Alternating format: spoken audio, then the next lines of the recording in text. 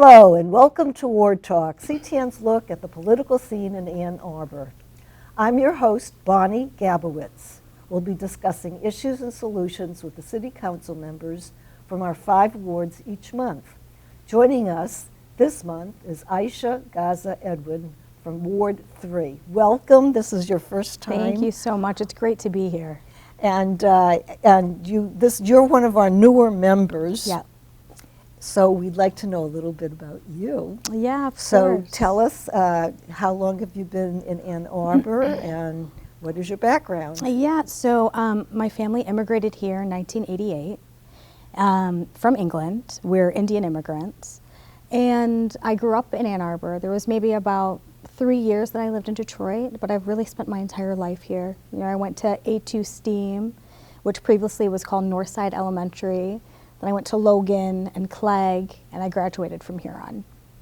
So you've gone up the ranks, you've been through the school district? And Yep, went through the school district, then attended Albion College and then University of Michigan for my master's. Okay. And do you presently have a job right now? I do, yep. Currently, I'm the Deputy Director of a disability policy nonprofit. So I help cities basically to become more accessible for older adults and people with disabilities. And I'm a lecturer at the School of Social Work. And what interested you in being one of the members on the council? That's a good question. You know, for me, growing up here and now living here, I really think it should never be so difficult for people to live and be successful in Ann Arbor. And I think we have a lot of work to do to make sure that we're an exceptional place to live, not just for some, but for everybody.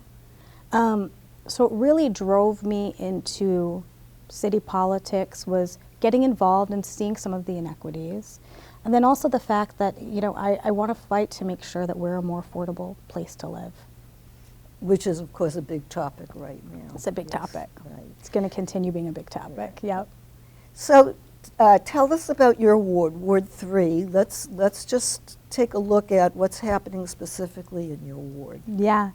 You know, one of the big construction projects that are happening specifically is at 711 Church Street. And there has been a little bit of, you know, the community has not really been receptive to the development just because of the scale and because of the size. And how big is that size and scale? It is, I know that it's going to add 1,031 student beds.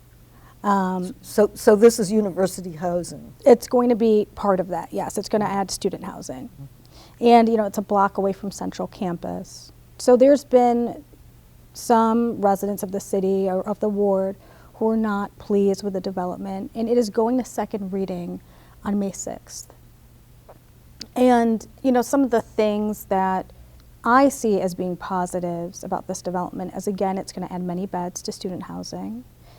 Which, of course, is in short supply right It's now. in completely short supply. And also, I think a lot of people don't realize that we are in a housing crisis, in large part because we don't have enough supply to meet demand. We're a really great place to live. We have a great school system, but we simply don't have enough housing. So it allows people to just, you know, the rates go high for housing that, you know, ends up just being unaffordable to many.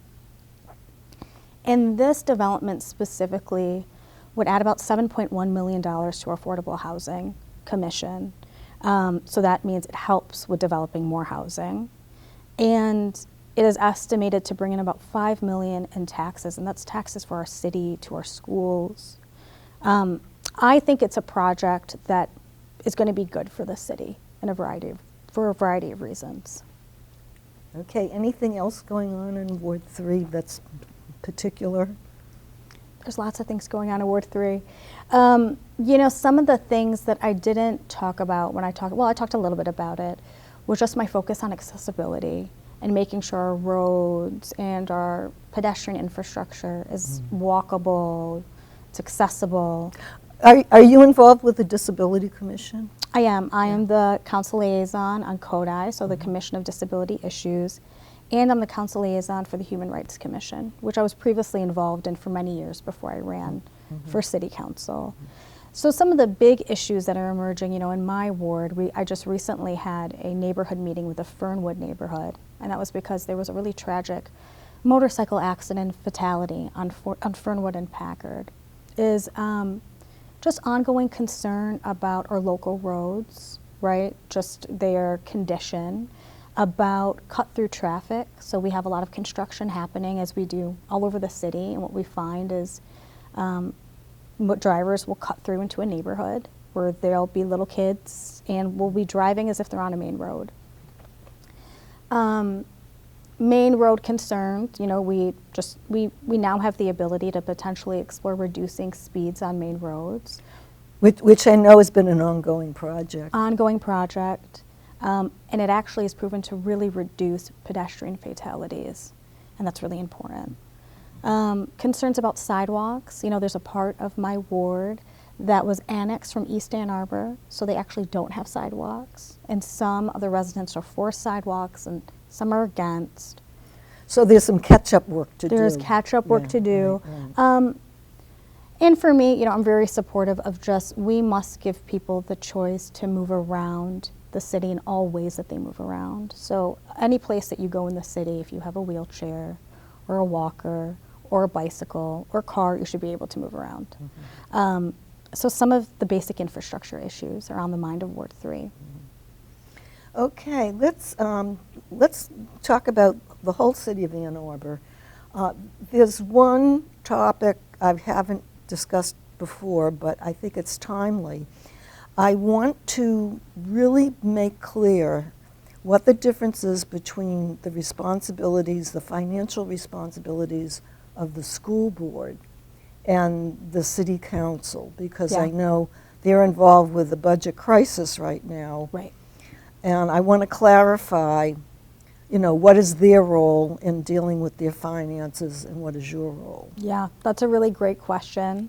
It's something that I've been getting a lot of questions about from constituents. So we operate as completely separate entities, governing bodies. We are elected. We have separate elections, right? People will elect school board members, elect council members. We have no oversight over them, their operations, or their financial infrastructure. We can't go tell them to spend money a certain way, as they don't have any input on ours.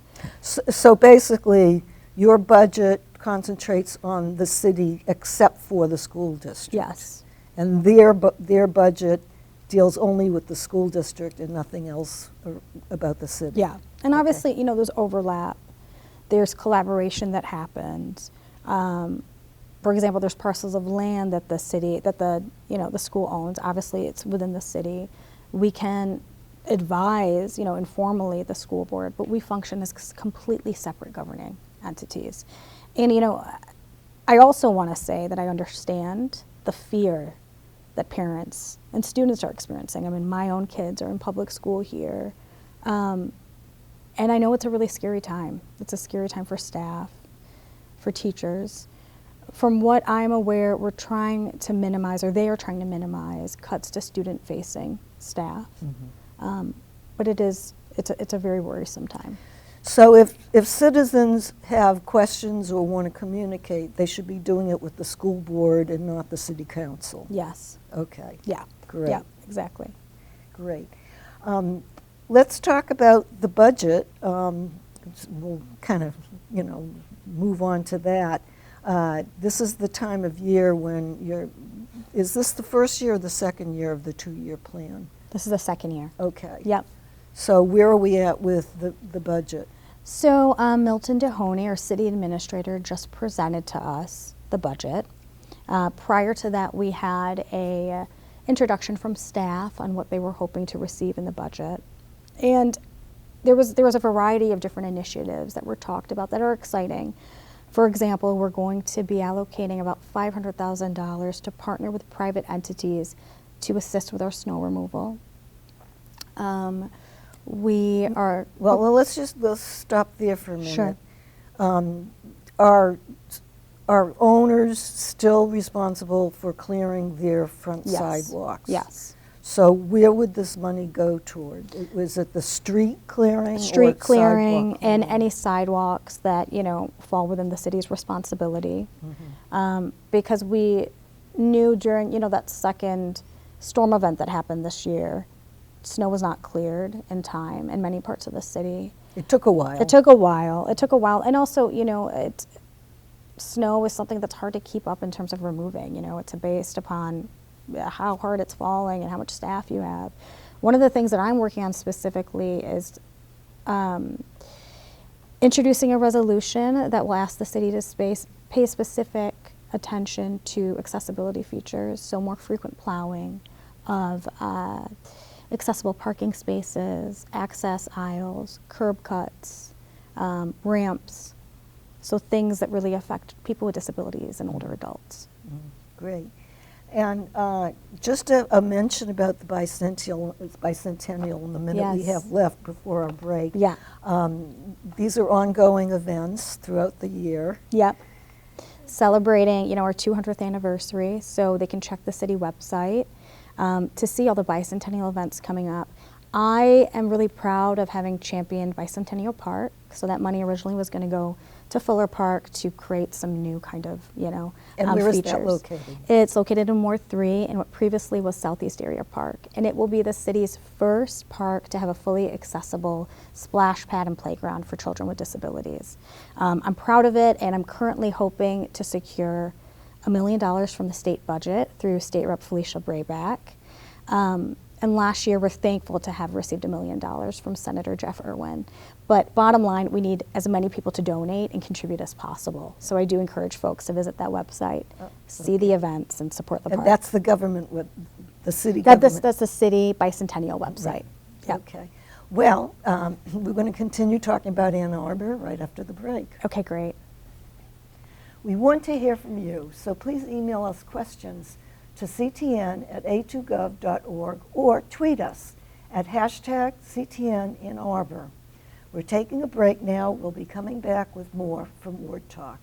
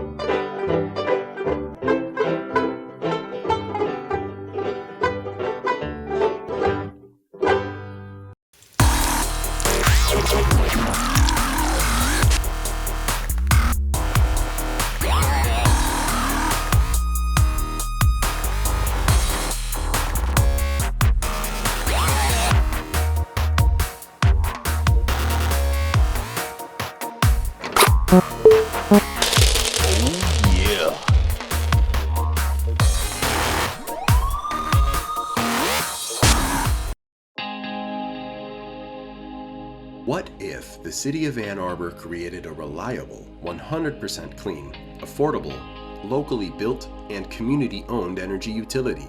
The city is looking to do just that by creating the Ann Arbor Sustainable Energy Utility, or SEU, a community-owned energy utility that provides electricity from local solar and battery storage systems installed on homes and businesses throughout the city.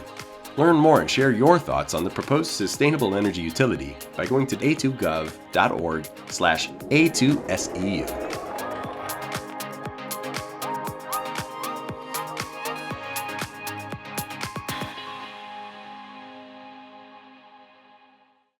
Hi, my name is Trevor Joe. You might recognize me from TV shows such as Law and Order SVU. Are you high? Or Broad City. This is the men's room. This Jonah Hill movie. Excuse me, is this Wing's Fish Market? Ah, you must be Noah Griffiths. Mr. Cow is expecting you. Or even Batman v Superman. I guess they cut my line with that one.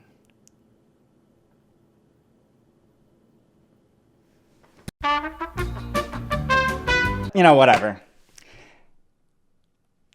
Okay. Great. Well, let's make my own film. I'm the writer and director of the upcoming film, Ann Arbor. It's a love letter to the town that shaped me.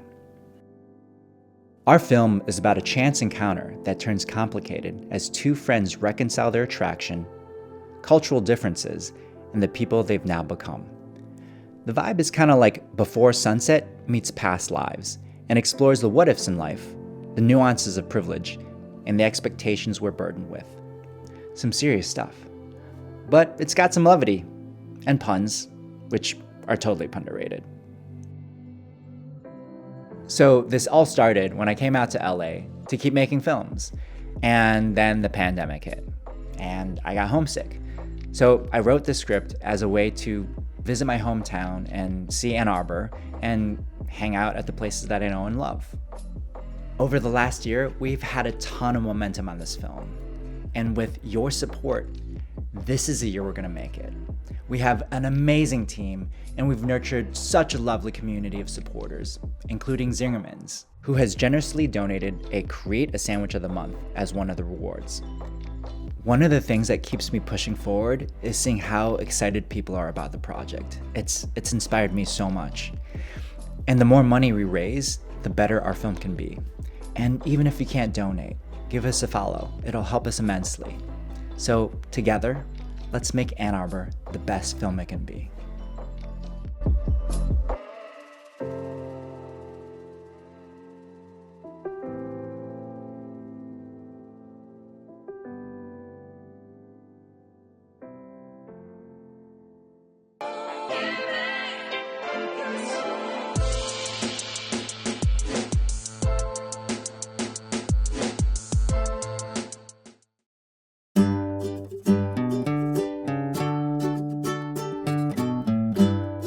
We want everyone in Ann Arbor to be safe.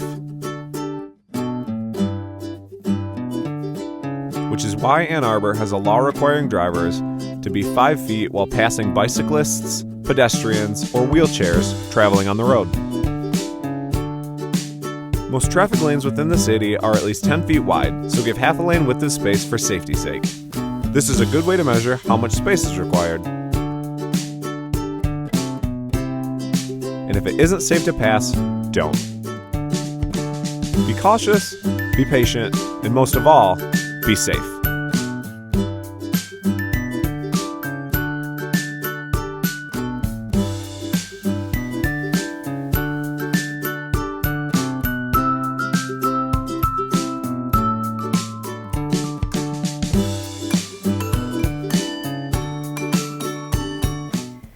Hello, I'm Bonnie Gabowitz. We're continuing with Ward Talk with Ayesha, and she's representing Ward 3.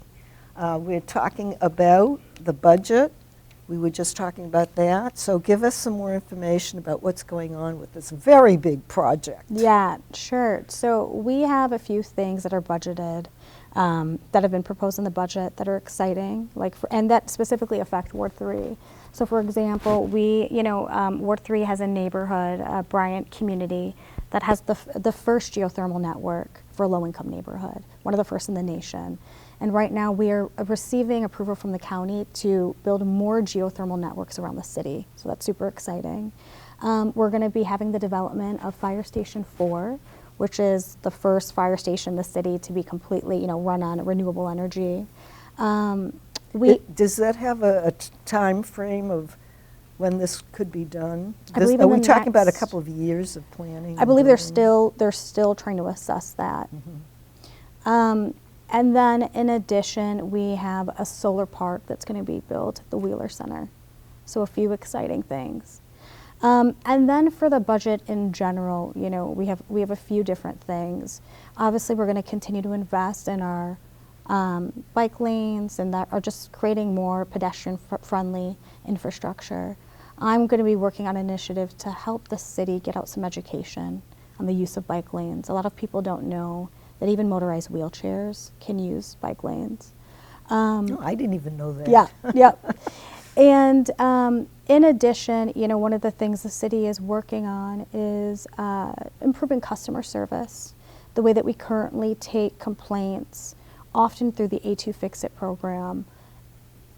Is there a lot of activity on that? We do get a lot of requests, but right now it's difficult to interpret at what stage a complaint is in. Like when people submit something, it will say close, often without explanation, or in process without specific explanation. And I think part of it is we have realized that we need to have a better intake process of complaints and route them to the correct departments. And then we need to decrease process time and make sure it's more efficient and just be more communicative with the resident. Some other budget happenings are the election center, which will be hopefully developed soon. And that will also contain an emergency management center in CTN, and we're working to match federal dollars with the dollars that we have right now to build that. So right now, nothing is being done with the building or the land until more of the money funds are processed? I believe that we are, trying to secure that additional funding. And if there has been part of a move-in, I believe the election center has begun to move in, and they will be operating out of there for this year's election. Well, that's coming soon. It's coming soon. Yeah. And then we have 2 important things around energy that are coming up. We have phase 2 of our MEU, our municipalization energy utility, and then the SCU, which is our sustainable energy utility. So the SCU will be on the ballot for November 15th, and it basically gives residents the ability to vote on creating a network of sustainable energy that residents can plug into.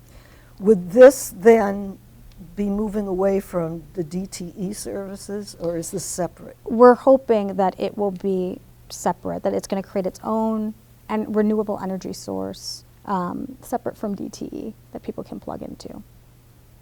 Interesting. Now, are there meetings and discussions ongoing with the citizens, or has that process already finished? We just had a town hall that was attended by people who support, public power in the city, and I believe that we might have some upcoming community engagement, but you'll have to check the website. Okay. And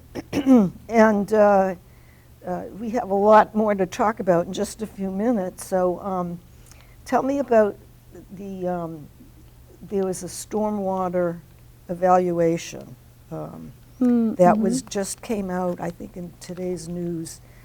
The Huron River was one of the 2 areas that was evaluated, and the grade that came up for this area was a C+, which means there's room for improvement. Improvement, yeah. So tell us a little bit about that as to why this happened. I know there was a lot of industrial use along this river, and that created a lot of problems. But just tell us more what they're looking into and what they hope to do. I believe the Huron River watershed and the city, they've been working collaboratively on what can we do to maintain our natural environment and maintain the integrity of our water system, such as the Huron River. I think obviously this report emphasizes the need for us to keep going forward on our 820 goals and mission and reduce emissions, reduce pollution. It also points to the need for why in this recent budget we are proposing additional funds for our current water management system, because what we have has been to maintain our water, to clarify our water, has given us award-winning water in Ann Arbor, but it's an old system and it needs to be replaced. So that will be an ongoing topic. Yeah. Right. And what's happening with economic development? That was one of the topics we wanted to cover. Yeah, so one of the things that we have proposed, which is really exciting, is we will be having finally an economic development department, which you routinely see in cities of similar and often even smaller size. And what does that mean? So we'll have someone who is charged with helping to attract business to the city, helping to increase revenue generation, and also to help existing business owners with support and resources that they need. Well, how is the Downtown Development Authority involved in that? I know they deal with the parking situation, but also in trying to increase and support small business. So how does that connect with what the city's doing? I believe that there will be collaboration, it'll be ongoing, but I think what's important about this Economic Development Office is it won't just be focused on one region. Like, for example, Packard in Ward 3 has one of the highest concentrations of immigrant and refugee-owned businesses. You know, it's the Bombay grocers I grew up going to. And a lot of those business owners, they need support, they need resources, and this will be a office that can help existing business owners, can attract new business to the city, and also I'm hoping support and attract marginalized business owners as well. Okay, and we have something new happening with transportation between Ann Arbor and Ypsi with the bus service. So tell us about that. So, you know, thanks to the 2022 AAATA millage, where voters, you know, have increased funding to AAATA, we are now increasing some of our routes. So what we currently have being developed is along the Washtenaw corridor in both directions will be an express bus route from downtown Ann Arbor to downtown Ypsi, which I think will be great for the region. And just to again say that, you know, we desperately need to make it easy for the workforce to, you know, get into Ann Arbor if they can't afford to live here. We've got to make it easy for them. We do. We have about 80,000 commuters that come into Ann Arbor every day. 80,000? Wow. And we have, that causes a lot of emissions. And also when people are living somewhere else, you know, they're paying into someone else's tax base, another city's tax base. So they're helping those businesses and those restaurants. And what we're also finding is worker shortages in our businesses, because not many can afford to, for example, bag groceries in addition to a 40-minute commute. Many people are not going to do that. So it's really vital for the economic prosperity of our entire community that we build more housing. Great.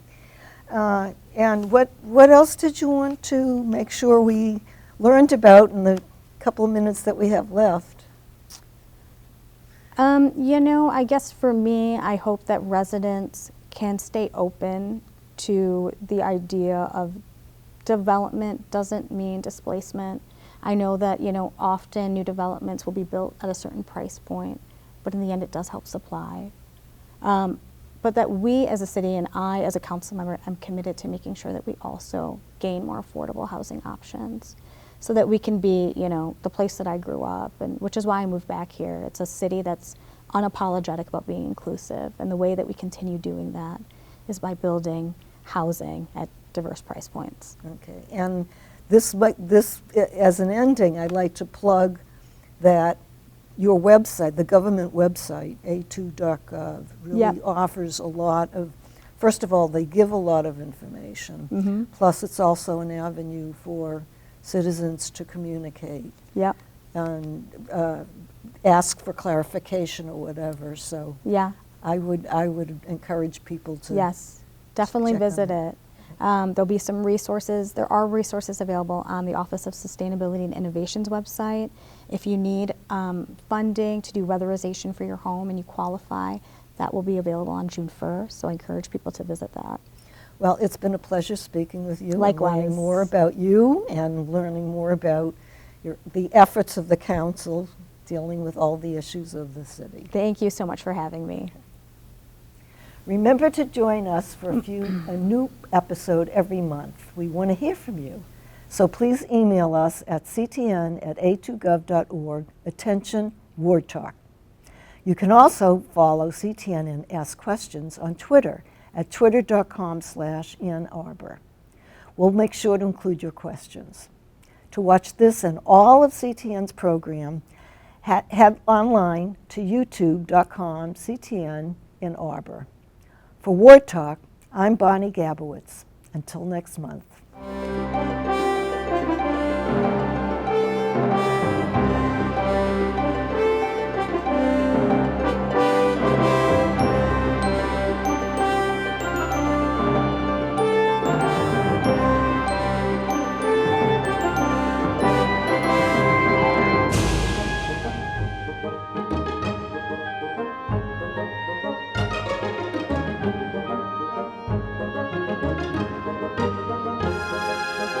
Bye.